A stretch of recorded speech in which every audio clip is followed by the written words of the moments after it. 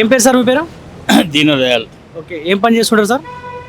మరి agriculture glass emporium ఉన్నది. Agriculture అంటే ఏంటి? పసుపేనా?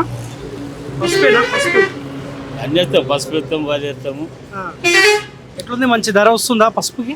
ఇప్పుడైతే ఉన్న ధర మంచిగా బాగుంది. ధర బాగా మీకు ధర్మపురి అనేది పసుపు బోర్డు తీసుకొస్తాని ఆమె ఇచ్చిండు, బాండ్ పేపర్ రాసిండు, తీసుకొచ్చిండా మరి? వచ్చిందనేది అంటున్నాడు. పసుపు కూడా అయితే వచ్చింది.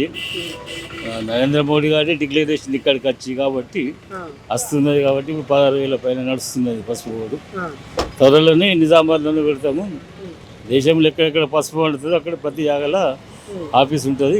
ఇక్కడ కూడా వస్తుంది, కంపల్సరీ వస్తుంది చెప్తాను. అప్పటికన్నా కొంత బెటర్ కదా సార్? ధర విషయంలో గిట్టుబాటు ధర వస్తూ ఉందా? బాగా బెటర్ ఉన్నది. అది ఎప్పుడో 8-10 సంవత్సరాల కింద ఒకసారి వచ్చింది ధర, అది దాని తర్వాత లేదు. తర్వాత ఇప్పుడే వచ్చింది మరి పసుపు. ఎట్లా సార్ మీ ఎమ్మెల్యే అందుబాటులో ఉంటుందా పైడి రాకేష్ రెడ్డి?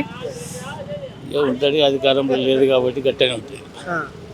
ఓకే, ఉన్నాడు, అందుబాటులో ఉంటాడు, వస్తాడు, తిరుగుతున్నాడు, చేస్తున్నాడు. ఏంటంటే కొద్దిగా పండుగలకు అధికారం ఉన్నది వేరే ఉంటుంది, అధికారంలో లేదు ఇది ఉంటుంది. సరే, ఇప్పుడు ఎంపీ ఎలక్షన్స్ రాబోతా ఉన్నాయి. ముగ్గురు అభ్యర్థులు ఉన్నారు ఇక్కడ. ధర్మపురి అరవింద్, బాజిరెడ్డి గోవర్ధన్, జీవన్ రెడ్డి.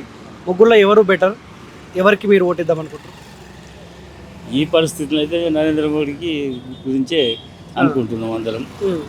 క్యాండిడేట్ని చూస్తలేము మేము. ఓకే, నరేంద్ర మోడీ సెంటర్లో ఉండాలి, అతనే ప్రైమ్ మినిస్టర్ కావాలా, అయితేనే దేశానికి రక్షణ ఉంటుంది అన్నట్టు అందరం అనుకుంటున్నాము. కాబట్టి ఆల్రెడీ 2 సార్లు నరేంద్ర మోదీకి అవకాశం ఇచ్చాం కదా, మార్పు రావాల్సిన అవసరం లేదా? మార్పు రావాలంటే అతను చేస్తున్నాడు కదా. ఇప్పుడు దేశానికి రక్షణ అంటే అతనే ఉన్నాడు. ఇప్పుడు అన్ని దేశాలలో కూడా అతను అంటేనే గౌరవం ఉన్నది, భయం ఉన్నది కొన్ని దేశాలలో. కాబట్టి ప్రజలు కూడా అందరం కూడా ఇంకోసారి అతనికి అవకాశం ఇద్దామన్నట్టు అందరం అనుకుంటున్నాము. ఈ పరిస్థితుల్లో అయితే అతను ఉంటేనే బాగుంటుందని అనుకుంటున్నాం. రేవంత్ పాలన ఎట్లుంది సార్? రేవంత్ పాలన పైన మీ ఒపీనియన్? చెప్పిండు 6 గ్యారెంటీలు అన్నారు, కొన్ని అమలు అవుతున్నాయి, కొన్ని అయితే లేవు. కావాలా కొత్తగా వచ్చింది, ఇంకా చూడాలి. ఇంకొక 4-5 నెలలు చూస్తే నేర్పడుతుంది. కొంత టైం ఇవ్వాల్సిన అవసరం ఉందా కాంగ్రెస్? అయితే ఇవ్వాలి పడుతుంది కదా. ఎందుకంటే ఏమున్నది, ఆ పోయిన గవర్నమెంట్ మొత్తం డబ్బులన్నీ ఏం లేకుండా చేసింది. నేను అప్పులు చేసిండు, వచ్చినాయంటే ఇప్పుడు వడ్డీలోకి పోతున్నాయి అంటున్నారు. కాబట్టి టైం ఇస్తే మంచిగా చెప్తారు. కొందరికి వస్తున్నాయి 6 గ్యారెంటీలు, కొందరికి వస్తున్నాయి, కొందరికి వస్తలేవు. ఏది ఉన్నాయి, ఉన్నాయి ప్రాబ్లమ్స్ ఉన్నాయి. జీవన్ రెడ్డి ఓడిపోయిన తర్వాత ఆర్మూర్ కాస్త ప్రశాంతంగా ఉందా? అదైతే వాస్తవం ఉన్నది. ఒక ఆర్మూర్ అని కాదు, అన్ని పల్లెటూళ్ళల్లో కూడా ఉన్నది, ప్రశాంతత ఉన్నది.